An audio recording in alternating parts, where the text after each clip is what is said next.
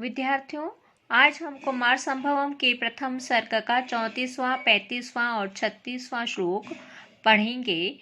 34वां श्लोक इस प्रकार है। सा राजहंसैरिव सनतांगी गतेषु लीलांचित विक्रमेषु व्यनियत प्रत्युपदेशलुब्धैरादित्यसुभिः नुपुर सिंचितानि।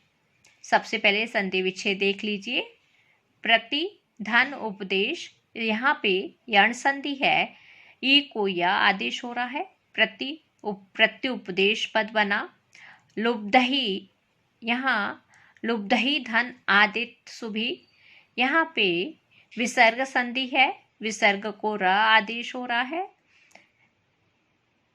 राजहंसैरे, यहाँ पर राजहंसही विसर्ग आएगा हंसई के बाद और आगे आएगा एव और मिलकर बनेगा राजहंसैरिव। यहाँ पर भी विसर्ग संधि है।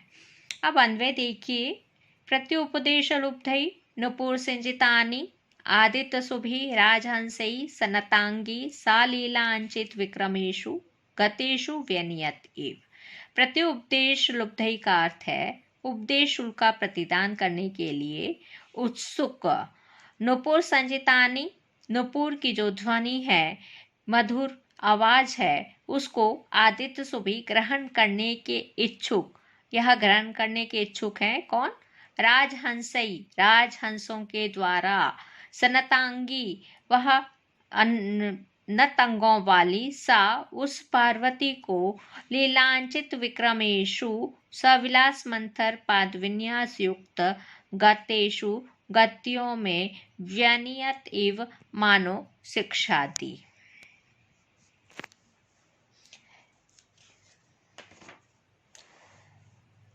यहाँ पर उत्प्रेक्ष अलंकार है क्योंकि राजहंसों ने पार्वती को मानो सविलास गमन सिखाया है। और दूसरा परिवृत्ति अलंकार है। क्योंकि मधुर स्वर सीखने की इच्छा से राजहंसों ने पार्वती को सविलास गमन की शिक्षा दी है। परिवृत्ति जो अलंकार है उसका लक्षण है परिवृत्तिर्विनिमयः समन्यूनाधिकैर्भवेतः। जहाँ पे विनिमय हो वहाँ पे परिवृत्ति अलंकार होता है। यहाँ भावार्थ है उपदेश शुल्क प्रतिदान करने के जो उत्सुक राजहंसों के द्वारा नुपुर के मधुर स्वर सीखने की इच्छा से नत अंगों वाली पार्वती को सविलास मंथर गमन की शिक्षा दी। समस्त पद देखिए। प्रत्युपदेश, उपदेशस्य प्रतिदानम, प्रादि तत्पुरुष समास है। प्रत्युपदेश लुब्धई, प्रत्युपदेशे लुब्धः, सप्तमी विभक्ति है प्रत्युपदेशे में, इसलिए सप्तमी तत्पुरुष समास। और आगे तृतीय विभक्ति बहुवचन तही। नुपुर सिंजितानि, इस समस्त पद का विग्रह होगा नुपुरयो सिंजितहम तानि नुपुर सिंजितानि, षष्ठी तत्पुरुष समास है। राजहंसई हंसानाम राजानः, राजहंसः बना और फिर तृतीय विभक्ति बहुवचन में राजहंसई। सनतांगी सनतानि अंगानि यस्या सा, बहुव्रीहि समास। लीलांचित विक्रमेषु लीलया अंचितः, तृतीय तत्पुरुष समास।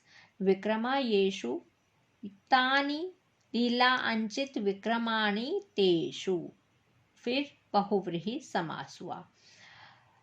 अब प्रकृति प्रत्यय देखिए। लुब्ध पद आया है। लुभ धातु त प्रत्यय। आदित्य सुभी आ उपसर्ग, दा धातु सन हुआ और फिर तृतीय विभक्ति बहुवचन में आदित्य सुभी पद बना। सन्नत, सम उपसर्ग नम धातु त प्रत्यय। अंचित, अंच धातु त प्रत्यय। गत, गम धातु त प्रत्यय। व्यनियत, वि उपसर्ग नि उपसर्ग। यह धातु लंग लकार प्रथम पुरुष एक वचन आत्मनेय पद में बनता है व्यनियत।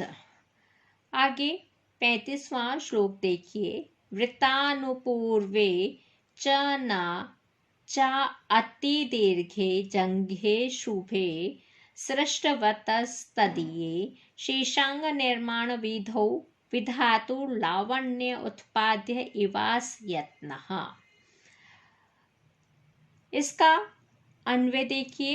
वृतानुपूर्वे न च अतिदीर्घे शुभे तदीये जङ्घे सृष्टवतः विधातु शेषांग निर्माण विधौ उत्पाद्ये लावण्ये यत्नः आस इव। यहाँ पे इवास पद आया है, इसका जब संधि विच्छेद करेंगे तो इव धन आस, इवास पद बनेगा, दीर्घ संधि है। अब शब्दार्थ देखिए। वृत्त का अर्थ है वृतुल, अनुपूर्वे अर्थात पूर्वानुगत, न चाति दीर्घे अनति दीर्घ, शुभे सुंदर, जंघे जंघाओं में, सृष्टवतः बनाने के इच्छुक विधातु ब्रह्मा के, शेषांग निर्माण विधौ शेष अंगों के निर्माण के लिए अर्थात जंघाओं से भिन्न अंगों के निर्माण के लिए, उत्पाद्य उपेक्षित, लावण्य सौंदर्य में, यत्नः आस एव प्रयास करना पड़ा।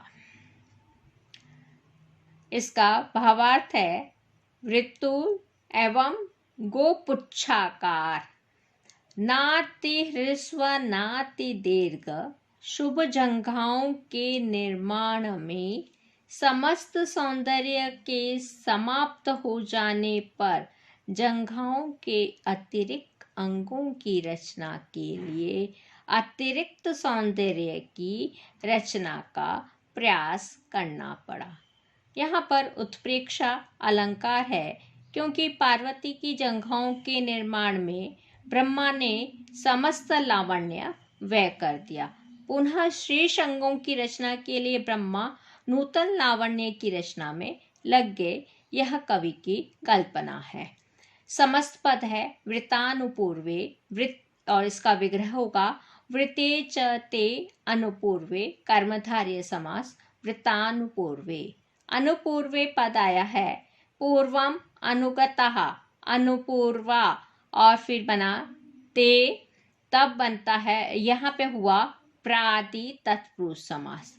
अति दीर्घे अत्यंतम दीर्घा, अति दीर्घा ते, शेषांग निर्माण विधौ, इसका विग्रह होगा शेषानि अंगानि, शेषांग अंगानि पद बना। फिर निर्माणस्य विधि, निर्माण विधि पद बना, षष्ठी तत्पुरुष समास। शेषांगनानाम निर्माण विधि, षष्ठी तत्पुरुष समास, शेषांग निर्माण विधि तस्मिन्। प्रकृति प्रत्यय देखिए। तदीये तत् से छ प्रत्यय सप्तमी विभक्ति एक वचन, सृष्टवतः सृज धातु तवत् प्रत्यय षष्ठी विभक्ति एक वचन, विधातु वि उपसर्ग धा धातु तृतीय विभक्ति वे उपसर्ग धा धातु त्रिधा धा, और फिर है त्रिच प्रत्यय और षष्ठी विभक्ति एक वचन में विधातु पद बना। निर्माण शब्द निरुपसर्ग मा धातु ल्युट प्रत्यय, ल्युट में अंशेष रहता है और यहाँ पर निर्माण पद बना। उत्पाद्य उत्पसर्ग पद धातु नेत प्रत्यय, सप्तमी विभक्ति एक वचन में उत्पाद्य पद बनता है। आस यह क्रियापद है, बभूव के अर्थ में यह आया है और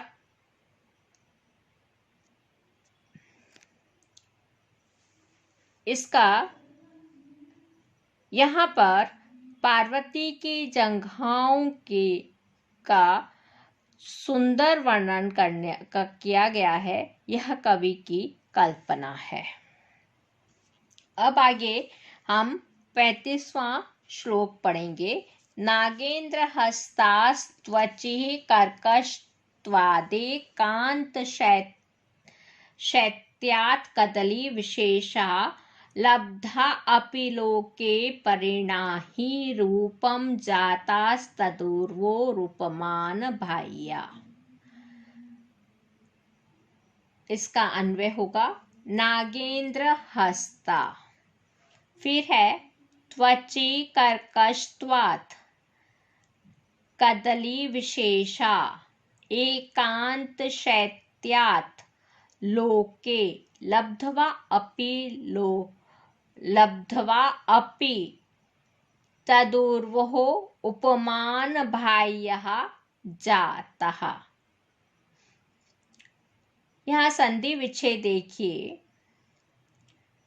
नागेंद्र हस्ता, उसके बाद हस्तः विसर्ग है और फिर पद आ रहा है त्वची कर्कशत्वात्, फिर उसके बाद आ रहा है एकांत शैत्यात् कदली विशेषः लब्ध्वा अपि, लब्ध्वा धन अपि, फिर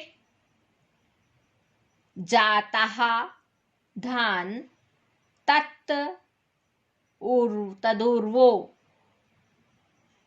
तत् धन ऊर्वो। और यहाँ पे संधि करेंगे तो ऊर्व पद है और उपमान, ऊर्वो धन उपमान बाह्यः। अब इसका अर्थ देखिए, नागेंद्र हस्ता अर्थात गिरिराज ऐरावत आदि की सूंडें। हाथी के हाथ क्या है? उसकी सूंड ही है। तो नागेंद्र हस्ता का अर्थ हुआ गिरिराज, नाग धन इंद्र, नागेंद्र, गिरिराज ऐरावत आदि की सूंडें। त्वची कर्कशत्वात्, त्वचा के कठोर होने के कारण, कदली विशेषा और केले के खंभे में एकांत शैत्यात् नित्य शीतलता होने के कारण, लोके संसार में परिणाही विशाल रूपम आकार को लब्ध्वा अपि पाकर भी तदूर्वो उसकी जंघाओं की उपमान बाह्या तुलना से पृथक जाता हो गए। पार्वती की जो जंघाएं हैं उसकी उपमा गिरिराज ऐरावत की सूंड से भी नहीं दी जा सकती, क्योंकि जो ऐरावत हाथी है उसकी सूंड की त्वचा कर्कश है और पार्वती की जो जंघाएं हैं वह सुकोमल है।